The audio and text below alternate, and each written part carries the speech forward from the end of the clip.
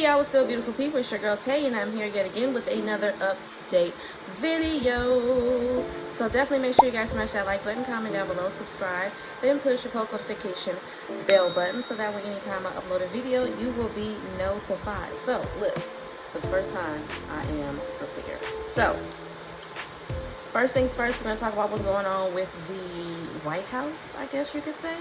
Pelosi urges the House to pass Biden inflation reduction bill, okay, as is. So she doesn't want anything to be changed. Let's see what you're talking about.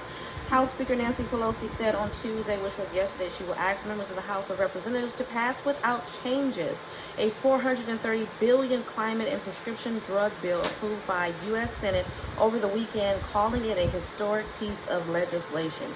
Asked if she would ask lawmakers to pass the sweeping legislation as is, Pelosi said yes. Okay, our members are very pleased, Pelosi told NBC's Today Show. Quite a bit of what is in the bill is what we had worked on together, okay, the House and Senate to-do list, I'm assuming.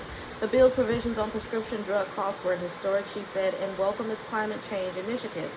The U.S. Senate on Sunday passed a $430 billion bill intended to fight climate change, lower drug prices, and raise some corporate taxes in a major victory for President Joe Biden that Democrats hope will aid their chances of keeping control of Congress in this year's elections. Okay, so I've been saying this for the longest. Everything that they do is not necessarily because they care, but because they want to make sure that they keep their butts in their seats come next year. We are in the midst of elections and all of that, and the Democrats don't want to lose control, or the control that they think they have of the House, and the Senates are trying to seize the opportunity. Or I wouldn't say the Senates, I'll say the Republicans are trying to seize the opportunity to regain control, okay? So I've been saying it, I'm going to keep saying it. If you vote, I suggest you go out there and vote for whoever is in alignment with what you believe in. Again, with everything that has happened with the pandemic, I think we can all agree that we were not prepared. Our government was not prepared. And even though a lot of people are still struggling, and the fact that we have the monkeypox that's going on now, I think that there definitely needs to be a heck of a lot more than what they've been implementing. There definitely needs to be more. I need to see UBI, Universal Basic Income programs, in every state, and that's not available right now. We have some states that are going above and beyond to a certain degree to give extra money to their constituents, but not every state is jumping on that bandwagon. So hopefully some things get changed in that area soon. I think I found that. I did. Okay, so this came out a couple of days ago. I was telling you guys about this yesterday. Gabapentin, which is a nerve prescription medication. I only know about it because, like I said, my mother used to take this prescription when she was suffering from breast cancer. But it says gabapentin's linked to fatal DRUG overdoses draws concern. Gabapentin, a widely prescribed drug for pain, has caused such concern about its link to fatal opioid overdoses that two major federal agencies have warned patients, doctors, and healthcare facilities about the potential for abuse, okay? I think there's a potential for abuse in any type of medication that's going to give them whatever type of enjoyment, thrill, high, low, whatever it is that they're trying to get. That's with any type of medication. But in December of 2019, the Food and Drug Administration required new label warnings about the risk of serious breathing difficulties that could lead to people losing their lives in using this particular medication, okay? You guys know I love to tell you guys about that because I know that there are so many of you that do take regular prescription drugs on a regular basis. I am one of them, okay? So I like to stay updated and current. I honestly, this is another area that I feel in which they need to do a lot more research and do a lot better in, okay? They definitely need to do better. Everybody knows that prescription medication is one of the most lucrative businesses in the world. And a lot of the times they skimp out on the details that need to go on these prescription medications and the warnings and the side effects and all this and that and the third in order to avoid people panicking and then deciding not to take these medications, because if nobody takes them, then they don't make money, right? So I think, and this is just me being who I am. Is it going to happen? Do I see this happening? No. But I do really believe that if they took the time to do things correctly, if they took the time to really put out medications as actually being of assistance to people in their normal everyday ailments or whatever the case may be, they would definitely get a lot of repeat customers. People are not going to run away from taking medication. It's not going to make them sick in the long run. But there's a lot of medication that people take for one thing and then they end up with something completely different going wrong with their health 10, 15 years from now, sometimes even sooner than that. So I definitely think that they need to do better with prescription medication, because the reality is that people are never going to stop getting sick. People are going to continue to need these medications, and they know that. And I think that they can make a conscious choice to say, hey, you know what? We know that people need these medications, and maybe we can do better at actually providing the medication that's going to do good. My personal opinion, as always, I'm just saying, the Centers for Disease Control and Prevention cautioned May 13th that nearly 90% of the drug overdoses, people losing their lives based off of this, in which gabapentin was detected, also involved in opioid, particularly and increasingly illicit fentanyl, okay? Then on June the 28th, the CDC in the Popular Medical Journal cited mounting concern over post-mortem toxicology test data that detected gabapentin in almost 1 in 10 U.S. overdose situations between 2019 and 2020.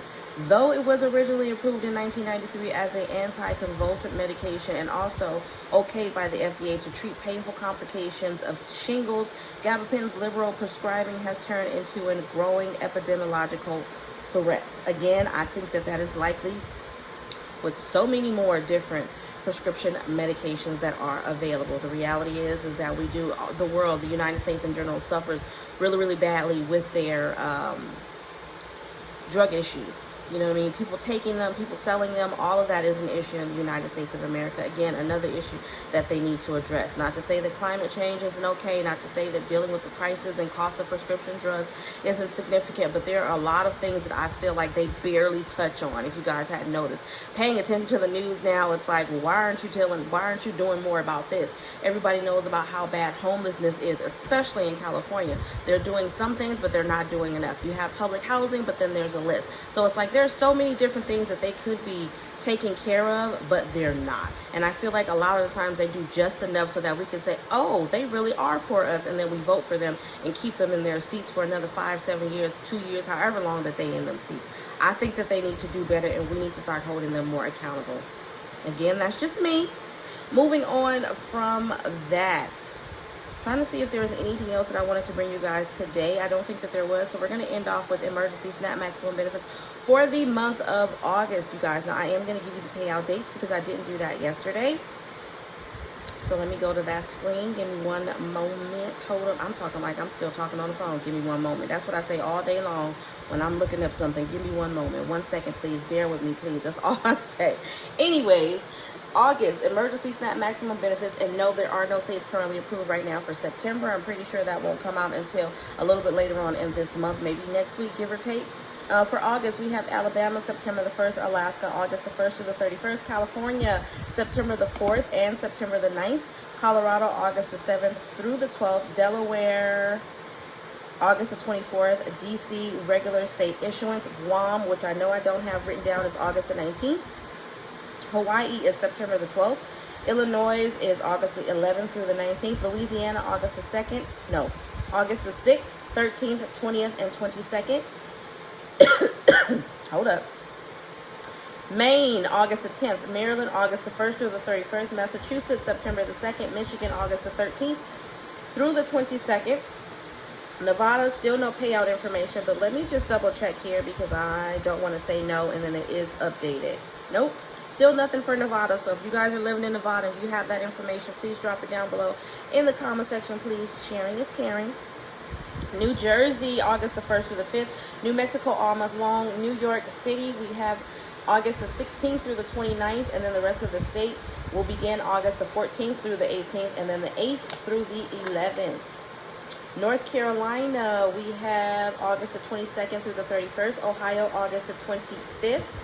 Oklahoma, August the 10th through the 15th. Oregon, August the 10th, the 30th, and then September the 1st. Pennsylvania, we have August the 16th through the 20th, and then the 23rd through the 27th, and then October the 7th. Rhode Island benefits were already distributed on the 3rd of August. South Carolina, August the 1st through the 19th, and then all month long for newly approved applications. Texas should have been distributed August the 1st through the 5th. Utah, August the 27th. Virginia, August the 16th. Washington, August the 2nd through the 20th staggered. West Virginia, we have August the 4th and then September 14th. And then Wisconsin, we have August the 27th and then October the 15th. And I am just doing a quick once over to make sure that I didn't miss any additional states. Did I say Massachusetts? Yes, I did. I did. All right, you guys, as always, I hope this information was in some way helpful or useful to you guys in the least little bit. Do me a favor if you haven't already. Don't forget to smash that like button because it really does help to let YouTube know that you like what I'm doing and you want me to stick around. As always, you guys, I'm going to encourage you to drop some hearts down below. Let's do white. Drop some white hearts down below. Let me know you made it all the way to the end of the video. Also, don't forget to check out the description box as I will leave the link to my beauty and lifestyle channel, which is Live Love Elevate 2, as well as the Amazon Prime code, which you can try 30 days free on me.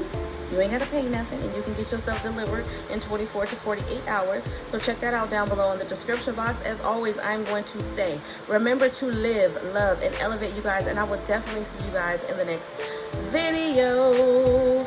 Peace, y'all. Bye.